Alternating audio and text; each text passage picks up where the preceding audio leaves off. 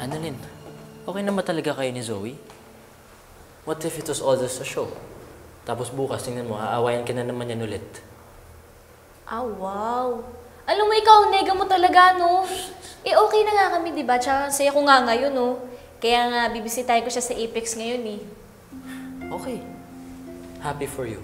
Samahan na kita sa Apex. Tapos, dinner tayo pagkatapos. At sige, ayain natin si Zoe. Bakit? Tayo na lang.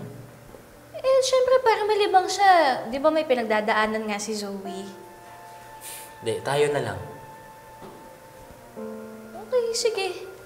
Sa bagay, mas masarap nga naman kumain pag dalawa lang. Talaga? Kaya kami na lang ni Zoe yung kakain.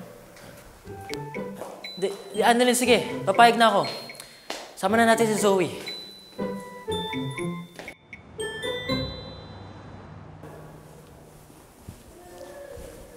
Zoe, tapatin mo nga ako.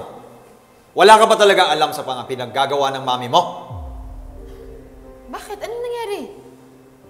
Inilaglag na siya ni Nerissa. Ang sabi niya, mami mo daw ang nagpakidnap sa lolo mo. Why? What happened?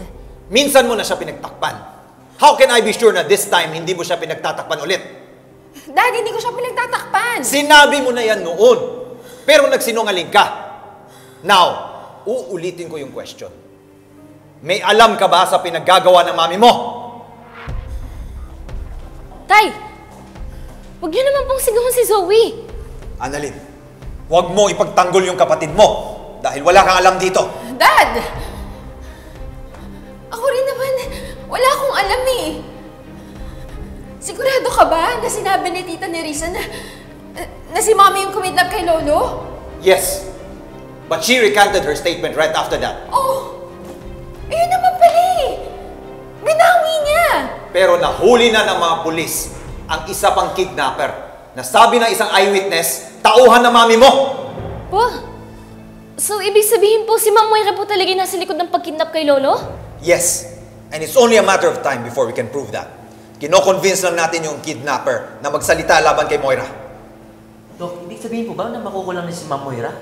Yes, kaya nga pinapaamin kita, Zoe, na kung may alam ka, now is the time to speak up. Dad! Kung ayaw mo na pati ikaw makulong! Wala nga akong alam! Tay, mahal po ni Zoe si Lolo. Hindi niya po magagawa kay Lolo yun. Wala po siyang dahilan para kidnapin po si Lolo. Sana tama ka, Annalyn. At sana talaga hindi ka nagsisinungaling sa akin.